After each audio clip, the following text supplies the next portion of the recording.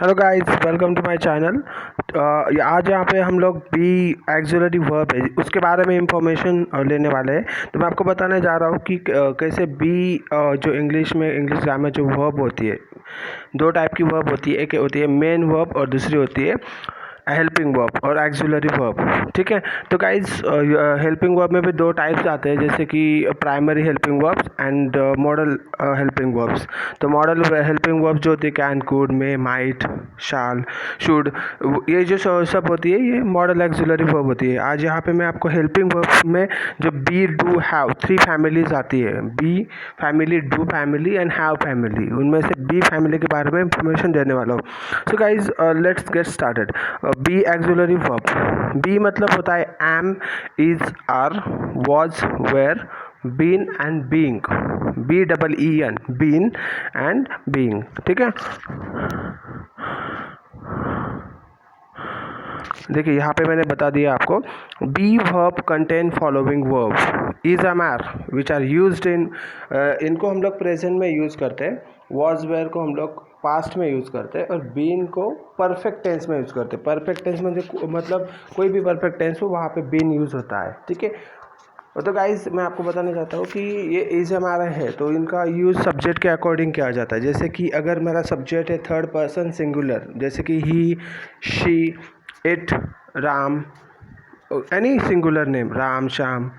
ठीक है, तो इनके लिए मैं इज यूज़ करूँगा। एम आई के साथ आता है और आर जो होता है वो third person second person singular subject और फर्स्ट पर्सन सिंगुलर सब्जेक्ट के साथ आता है। जैसे कि you are, they are, we are, likewise. ठीक है, और वॉज, देखिए वॉज एंड वेयर में आपको बताता हूँ I and third person singular subject के साथ, मतलब I was, he was, she was, it was, Ram was. ठीक है, और वेयर जो आता है वो प्लूरल सब्जेक्ट के साथ आता है, जैसे कि we were, you were, they were, likewise. और बीन को हम लोग परफेक्ट टेंस में सभी सब्जेक्ट के साथ यूज़ करते हैं। ठीक है, हाँ, तो देखिए अभी मैं इनको डिटेल में आपको समझाता हूँ। देखिए बी का जो as a helping verb use होता है, बी मतलब जो हेल्पिंग वर्ब है उसको तीन टेंस में हम लोग यूज़ करते हैं। कैसे यूज़ करते हैं, देखिए मैंने ऑलरेडी आपको बताया था कि बी में is, am, are, was, were और बीन आता है। ठीक है, बीन एंड बीइंग आता है। तो इज, एम, आर जो होता है वो परफेक्ट प्रेजेंट टेंस में यूज होता है। प्रेजेंट टेंस में चार तरह के सब टाइप्स होते हैं, जैसे कि present indefinite, present continuous, present perfect and present perfect continuous. ठीक है, तो देखिए मैं आपको बताता हूँ कि ये इसका जो यूज़ है इज, एम, आर का, ये हम लोग सिंपल सेंटेंस बनाने में इज, एम, आर का यूज़ करते हैं प्रेजेंट सिंपल में, और इसका यूज़ होता है प्रेजेंट प्रोग्रेसिव में भी।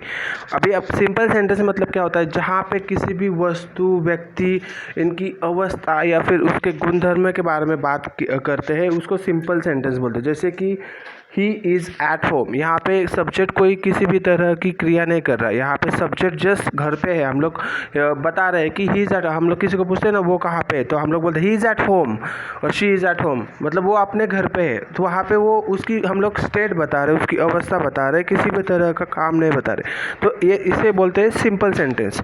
तो सिंपल सेंटेंस में प्रेजेंट में दो कैटेगरी आती है, पास्ट में दो आती है और फ्यूचर में दो आती है। तो उसको मैं अलग वीडियो में समझाऊंगा। अभी यहाँ पे देखिए मैं इज, एम, आर का जो यूज़ होता है, हम लोग किसी भी वस्तु की अवस्था, गुणधर्म, इसके बारे में उसकी और क्वालिटीज़ दर्शाने के लिए यूज़ करते हैं। जैसे कि मैं यहाँ पे इज़ का यूज़ कर सकता हूँ, ही इज़ अ डॉक्टर। सो यहाँ पे इज़ है ना, तो इज़ का यूज़ मतलब हेल्पिंग वर्ब की तरह नहीं हो रहा है, यहाँ पे इज़ मेन वर्ब की तरह यूज़ हो रही है, ही इज़ अ डॉक्टर। ठीक है, तो इज जब मेन वर्ब की तरह यूज़ होती है तो सेंटेंस में अलोन मतलब अकेले आती है, किसी मेन वर्ब के साथ नहीं आती। अभी मैं बोलता हूँ he is playing a cricket, अभी यहाँ पे इज़ हेल्पिंग वर्ब है और प्लेइंग मेन वर्ब है। ठीक है, तो यहाँ पे इज़ के साथ मेन वर्ब भी आई है, मतलब इज़ जब कंटिन्यूस टेंस में यूज़ होती है, प्रेजेंट कंटिन्यूस टेंस में, तो वहाँ पे वो कभी भी अकेली नहीं आती, उसके साथ मेन वर्ब आता है। लेकिन जब वो किसी व्यक्ति, वस्तु का गुणधर्म या फिर किसी व्यक्ति के बारे में जानकारी देने के लिए हम लोग यूज़ करते हैं, तो वहाँ पे वो अकेली आती है। मतलब जब भी कभी इज, एम, आर का यूज़ मेन वर्ब की तरह होता है तो उस वक्त वो सेंटेंस में अकेली नज़र आती है। देखिए यहाँ पे मैंने एक एग्जाम्पल दिया है, आई एम प्लेइंग क्रिकेट, यहाँ पे एम हेल्पिंग वर्ब है और प्लेइंग मेन वर्ब है। ठीक है। तो यहाँ पे प्रेजेंट कंटिन्यूस टेंस का ये सेंटेंस है। यहाँ पे एम के साथ मेन वर्ब आई है। अगर मैं यहाँ पे बोलता आई एम अ डॉक्टर, तो a doctor is a noun, I is a subject and am is a main verb. तो is am are main verb की तरह भी यूज़ होती है और हेल्पिंग वर्ब की तरह भी यूज़ होती है। तो जब कभी is am are main verb की तरह यूज़ होती है तो आपको तो पता है कि किसी भी मेन वर्ब की 3 फॉर्म होती है, V1 V2 V3, मतलब प्रेजेंट, पास्ट, पास्ट पार्टिसिपल। तो मैं आपको बताना चाहता हूँ कि मेन वर्ब में देखिए इज एम आर का जो टेंस होता है वो प्रेजेंट टेंस होता है। इतना ये बात बहुत ही इंपॉर्टेंट है। और वॉज वेयर का पास्ट टेंस होता है। ठीक है। तो इज एम आर जो होता है, तो यहाँ पे मैं आपको बताना चाहता हूँ कि ही शी इट इनके साथ आता है इज, और आई के साथ एम आता है, आर के साथ वी एंड यू के साथ आर आता है, और दे के साथ भी। ठीक है। तो नेक्स्ट देखते हैं कि किस तरह से हम लोग पास्ट टेंस में वॉज वेयर का यूज़ करते हैं। वॉज वेयर देखिए, वॉज वेयर के साथ हम लोग अगर वॉज वेयर को हेल्पिंग वर्ब यूज़ करना चाहेंगे तो उसके साथ आईएनजी मतलब पास्ट प्रोग्रेसिव टेंस आएगा, मतलब simple past tense, sorry past progressive tense आएगा। और अगर हम लोग वॉज वेयर को मेन वर्ब की तरह यूज़ करना चाहते हैं तो उसके साथ मतलब वो सेंटेंस में अकेली आएगी। तो यहाँ पे देखिए मैंने एक एग्जांपल दिया है, आई वॉज प्लेइंग क्रिकेट, मतलब यहाँ पे वॉज हेल्पिंग वर्ब है, प्लेइंग मेन वर्ब है। ठीक है। तो आई वॉज प्लेइंग क्रिकेट, मैं क्रिकेट खेल रहा था। अभी यहाँ पे ये जो सेंटेंस है पास्ट कंटिन्यूस टेंस का है। नीचे भी एक सेंटेंस दिया है, वी वेयर वॉचिंग टीवी, यहाँ पे वेयर हेल्पिंग वर्ब है और वॉचिंग मेन वर्ब है। अभी अगर मैं सपोज वॉज वेयर को मेन वर्ब की तरह यूज़ करना चाहूँ तो यहाँ पे मैं सेंटेंस ले सकता हूँ, he was at his home. तो यहाँ पे देखिए वो अपने घर पर था, मतलब he was at his home. यहाँ पे वॉज जो है ना, तो वो वॉज मेन वर्ब की तरह है, क्योंकि at his home, at preposition है और हिज होम मतलब उसका खुद का घर के बारे, मतलब ये नाउन है हिज होम। तो चलिए मैं आपको बताता हूँ कि किस तरह से हम लोग बीन का भी यूज़ परफेक्ट टेंस में करते हैं। ठीक है। आपको पता होगा कि I have been, he has been हम लोग यूज़ करते हैं परफेक्ट टेंस में। तो बीन जो होती है वो थर्ड फॉर्म होती है बी की। मैंने बताया ना, इज हमारा first form, was were second and been जो होती है वो थर्ड फॉर्म होती है। तो थर्ड फॉर्म हमेशा परफेक्ट टेंस में यूज़ होती है। परफेक्ट टेंस मतलब प्रेजेंट का प्रेजेंट परफेक्ट टेंस हो सकता है, पास्ट परफेक्ट टेंस हो सकता है, या फिर फ्यूचर परफेक्ट टेंस होता है, या फिर पास्ट प्रेजेंट के जो सबसे लास्ट के जो टेंस है प्रेजेंट परफेक्ट कंटिन्यूस टेंस, या फिर फ्यूचर परफेक्ट कंटिन्यूस टेंस, या फिर future past perfect continuous tense भी हो सकता है। तो देखिए मैं आपको इस यहाँ पे बताना चाहता हूँ कि हम लोग बीन का जो यूज़ करते हैं वो यहाँ पे मैंने लिखा है, we use been in present perfect and perfect continuous tenses. ठीक है। तो एग्जांपल के साथ देखते हैं, I have been to Delhi, मैं I have been to Delhi मतलब मैं दिल्ली जा चुका हूँ। I have been to Delhi, चुका हूँ, चुका है, चुका हूँ। यहाँ पे मैं दिल्ली जा चुका नहीं, मैं दिल्ली जा चुका हूँ। तो यहाँ पे मतलब मैं दिल्ली को जाके आ चुका हूँ, मतलब हाँ दिल्ली मैंने देखी है, इसका मीनिंग होता है। तो हैव के साथ हमेशा वर्ब की थर्ड फॉर्म आती है, इसलिए हैव के बाद मैंने बीन यूज़ किया है। ठीक है। टू दिल्ली। अभी यहाँ पे नेक्स्ट सेंटेंस है, I have been watching TV since 8 AM, मतलब यहाँ पे देखिए मैं आपको बताना चाहता हूँ कि हैव बीन ये वर्ब की मतलब हेल्पिंग वर्ब है। हैव हेल्पिंग वर्ब फर्स्ट है, बीन हेल्पिंग वर्ब सेकंड है, और वॉचिंग मेन वर्ब है। तो यहाँ पे दो हेल्पिंग वर्ब आई है। आई हैव एक वर्ब हेल्पिंग वर्ब है, बीन एक हेल्पिंग वर्ब है, और वॉचिंग मेन वर्ब है। लेकिन ऊपर वाला जो सेंटेंस है, ऊपर वाले सेंटेंस में दोनों हेल्पिंग वर्ब की तरह यूज हो, मतलब दोनों मेन वर्ब है, हैव भी है और बीन भी है, अलग अलग तरह से इनका यूज़ किया गया है। ठीक है। तो देखिए मैं आपको बताना चाहता हूँ कि I have been to Delhi present perfect tense का सेंटेंस है, और I have been watching TV since 8 AM ये प्रेजेंट परफेक्ट कंटिन्यूस टेंस का सेंटेंस है। ठीक है। तो इस तरह से आप पास्ट प्रेजेंट टेंस और पास्ट परफेक्ट कंटिन्यूस टेंस का भी सेंटेंस यहाँ पे ले सकते हैं। तो देखिए मैं आपको एक शॉर्ट में बताता हूँ कि इज एम आर को प्रेजेंट टेंस में यूज़ किया जाता है। जैसे आप उसको हेल्पिंग वर्ब की तरह भी यूज़ कर सकते हैं और मेन वर्ब की तरह भी यूज़ कर सकते हैं। वैसे ही वॉज वेयर को आप पास्ट टेंस में यूज़ करते हैं, उसको आप हेल्पिंग वर्ब भी यूज़ कर सकते हैं या फिर मेन वर्ब भी यूज़ कर सकते हैं। और परफेक्ट टेंस कोई भी हो उसमें हम लोग बीन का यूज़ करते हैं। तो मैं आपको एक चीज़ बताना चाहता हूँ, जब भी कभी बी की कौन सी भी फॉर्म सेंटेंस में मेन वर्ब की तरह आती है तो वो अकेली आती है। ठीक है। आई एम ए डॉक्टर, यहाँ पे एम के साथ कोई मेन वर्ब नहीं है। शी वॉज अ डॉक्टर, यहाँ पे वॉज अकेली आई है, यहाँ पे वॉज के साथ कोई हेल्प मेन वर्ब नहीं है, ठीक है। तो यहाँ पे आप एक बात ध्यान में रखिए, कभी भी आप बी का यूज़ मेन वर्ब की तरह करते हैं तो वो सेंटेंस में अकेली आएगी।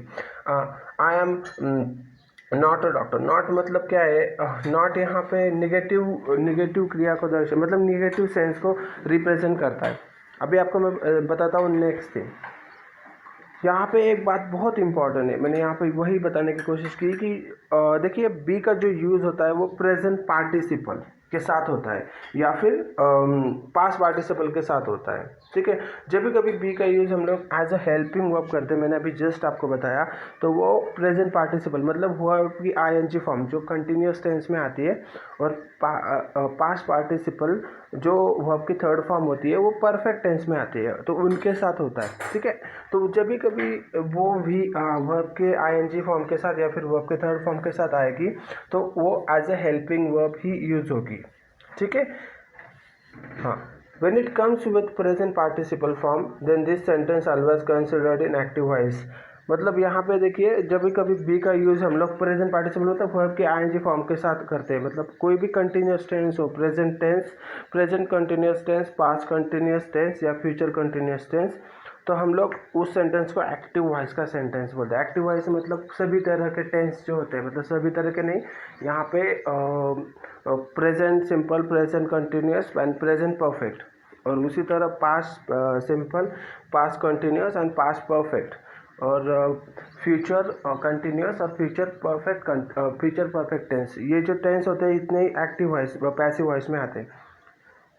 अभी जब कभी हम लोग बी का यूज़ वर्ब के थर्ड फॉर्म के साथ करते हैं, मतलब पास्ट पार्टिसिपल के साथ करते हैं, तो वो पैसिव वॉइस का सेंटेंस होता है। जैसे कि आई ईट अ मैंगो, ये है एक्टिव वॉइस का सेंटेंस, लेकिन a mango is eaten by me, ठीक है। तो इज ईटन, तो इज जो होता है ना वो ईटन के साथ आया है, तो मतलब बी का यूज़ हमने वर्ब के थर्ड फॉर्म के साथ किया है सेंटेंस में, तो ये पैसिव वॉइस में होता है, ठीक है। तो कभी भी याद रखिए, अगर हेल्पिंग वर्ब की तरफ बी का यूज़ करेंगे तो वो आइदर प्रेजेंट पार्टिसिपल के साथ आएगी या फिर पास्ट पार्टिसिपल के साथ आएगी। अगर वो प्रेजेंट पार्टिसिपल के साथ आती है तो वो एक्टिव वॉइस मतलब टेंस का सेंटेंस होता है, और वो अगर पास्ट पार्टिसिपल के साथ आएगी तो वो पैसिव वॉइस का सेंटेंस होगा, ठीक है। हाँ, एज ए हेल्पिंग वर्ब। और मेन वर्ब आती है तो मेन वर्ब अगर आती है तो किसी भी वस्तु या फिर किसी भी इंसान, हम लोग उसकी स्थिति या फिर उसकी करंट सिचुएशन क्या है उसके बारे में जानने के लिए, हम बताने के लिए उसका यूज़ करते हैं। हाँ, अभी देखिए मैंने यहाँ पे मेन वर्ब के बारे में भी जानकारी दी, अभी हम लोग हेल्पिंग वर्ब के बारे में जानकारी ली, अभी मेन वर्ब। वेन हम लोग जब बी का मेन वर्ब की तरह यूज़ करते हैं तो वो किसी भी मतलब थ्री टेंसेस में हम लोग उसका यूज़ करते हैं, तो स्टेट क्वालिटी दर्शाती है किसी भी पर्सन की या थिंग की, ठीक है। ही इज़ एट होम, मैंने बताया देखिए अभी आपको, इज़ यहाँ पे मेन वर्ब है और सेंटेंस में वो अकेली आई है, ठीक है। She was with her husband, was यहाँ पे मेन वर्ब है और वो सेंटेंस में अकेली आई। यहाँ पे ये क्या कर रहा है उनकी, वो कहाँ पे है लड़की, मतलब वो अपने हस्बैंड के साथ है, यहाँ पे उसकी स्टेट दर्शाने की मतलब कोशिश की गई है। ही इज़ एट होम, उसकी स्टेट है यहाँ पे, मतलब वो कहाँ पे है। अभी देखिए quality, he is a doctor, मतलब वो क्या है, डॉक्टर है, तो यहाँ पे इज़ का मेन वर्ब की तरह क्वालिटी के दर्शाने के लिए यूज़ हुआ है। शी इज़ अ टीचर, तो यहाँ पे भी उसकी लड़की की क्वालिटी दर्शाई है, लड़की टीचर है, ठीक है। वैसे भी हम लोग एग्जांपल ले सकते हैं, इज़ ही एट होम, ये इंट्रोगेटिव सेंटेंस है, मतलब जहाँ पे हम लोग क्वेश्चन पूछते हैं वो घर पे है क्या, इज़ ही एट होम, तो यहाँ पे भी इज़ मेन वर्ब है।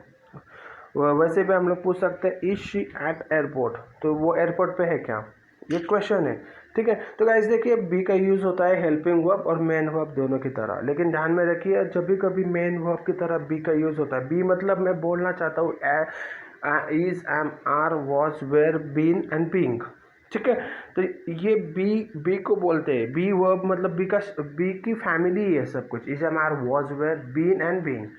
तो बी का यूज़ होता है हेल्पिंग और मेन वर्ब, हेल्पिंग वर्ब की तरह वो यूज़ होगी तो उसके साथ आईएनजी फॉर्म आएगा या फिर V3 आएगा।